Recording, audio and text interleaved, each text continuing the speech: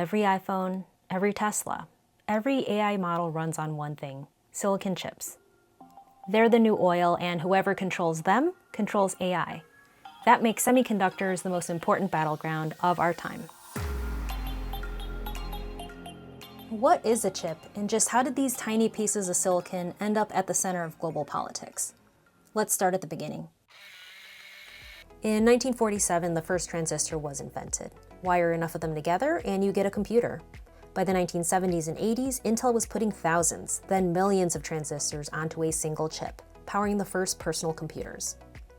Moore's law predicted that every 2 years, the number of transistors on a chip would double. And for 50 years, it held true. Shrinking transistors was how we got more compute. The more you add, the smarter it can get. Eventually, engineers started stacking and rethinking the chip itself. Today, they're so small we measure them in nanometers, and the cutting edge is just 3 nanometers. That means billions of transistors fit on a single chip, each so tiny you can't even see it without a microscope. Smaller nodes means more power and more efficiency, but making them takes some of the most complex machines humans have ever made, and one company turned that complexity into an empire. 1987, TSMC is founded. The genius move: go pure play foundry, skip designing chips, just manufacture them for everyone else. This allowed the fabless model to fully take over, and now most companies design the chips and TSMC makes them.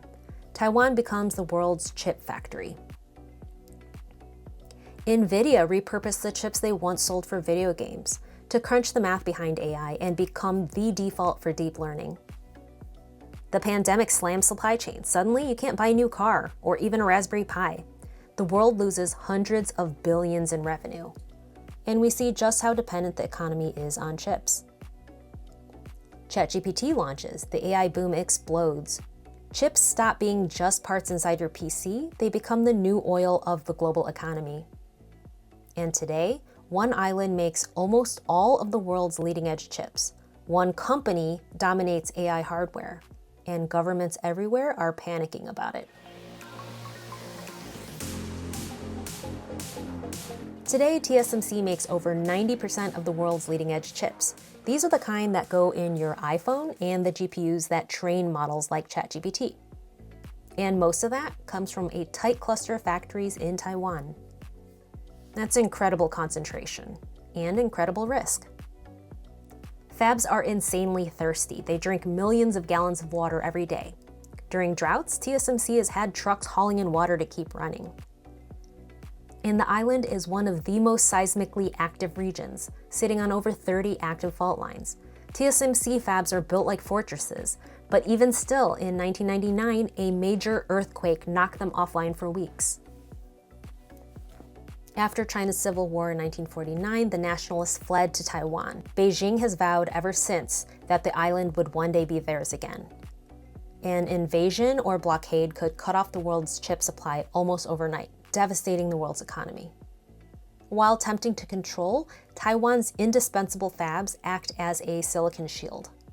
Whether because of drought, natural disasters, or geopolitics, if chip production in Taiwan ever stalls, the global economy stalls with it. So why can't someone else just make them? Building just a single fab takes up to $20 billion in up to 7 years. By then, the rest of the industry is already 2 generations ahead. That's why only 2 companies, TSMC and Samsung, are producing 3 nanometers at scale. Intel's trying to catch up, but it's not there yet. Even if you had a fab, you'd still need the rarest machine on Earth: EUV lithography tools made by just one company, ASML in the Netherlands. A single machine has over 100,000 parts, weighs more than a jumbo jet, and takes dozens of shipping containers and cargo planes to deliver, all to fire plasma hotter than the sun to etch features just nanometers wide.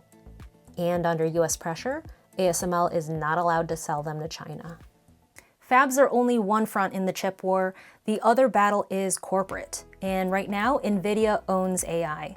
They don't just sell GPUs, they built the software ecosystem around them too. If you're training a large language model, odds are you're doing it on Nvidia hardware.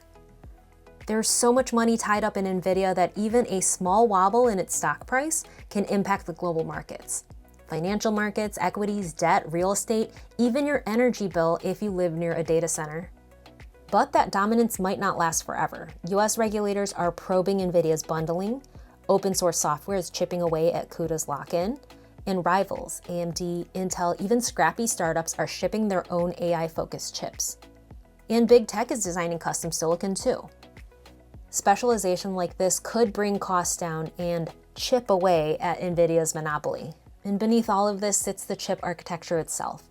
ARM, whose designs power nearly every smartphone and cloud CPU, went public in 2023, a reminder that controlling the blueprints matters just as much as controlling the hardware. The jury's still out on this one. Will AI chips become a commodity the same way servers and cloud storage did, or will Nvidia stay a kingmaker?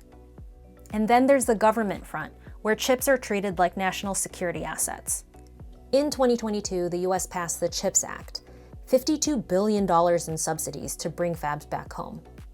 TSMC is building in Arizona, Samsung in Texas, Intel in Ohio. Once they come fully online, they still won't be able to match Taiwan's scale.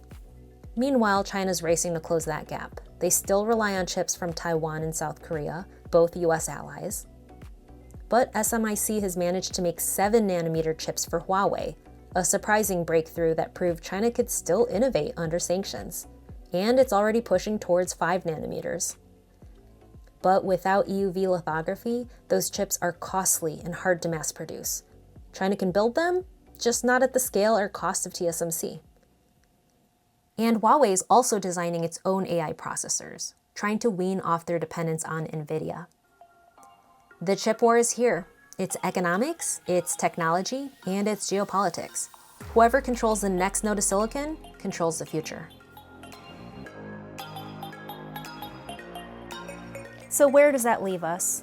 Chips decide the future of AI, and AI decides the future of, well, everything. From healthcare to finance, defense to daily life. So the question is, what happens next?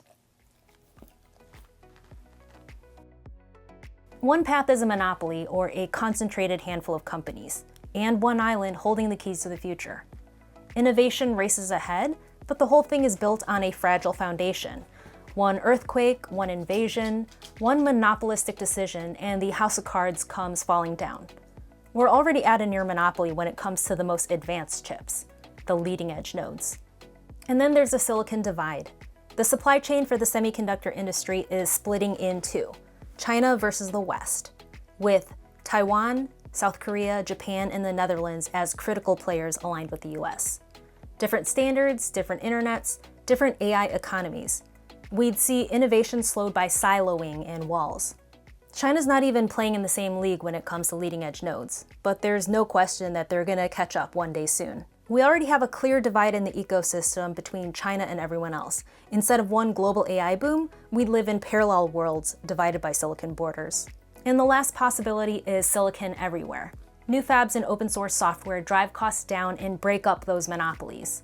We've seen China do this before with drones and smartphones, taking existing IP and leapfrogging it. If they do this with chips that are just below leading edge nodes, focus on making the chips that are good enough, super reliable, and far, far cheaper, well, then chips could start looking more like servers. Cheap, interchangeable everywhere. And that means AI horsepower spreads beyond just a few giants, into every laptop, every car, every corner of the network. The truth is, we're already living in or well on our way to any of these three possibilities. When you're talking about silicon everywhere or commoditization of leading edge nodes specifically, that might come later but not anytime soon. Because for now, the world is betting its future on a supply chain that's both fragile and divided. All of this, power, politics, and possibility, packed into something smaller than a fingernail. The future we'll live in depends on who wins this chip war. And that decision won't just shape technology, it'll shape the world that we live in. I've been wanting to make a longer video about this for a while now. I think this stuff is fascinating, but I want to know what you think. Thanks for watching.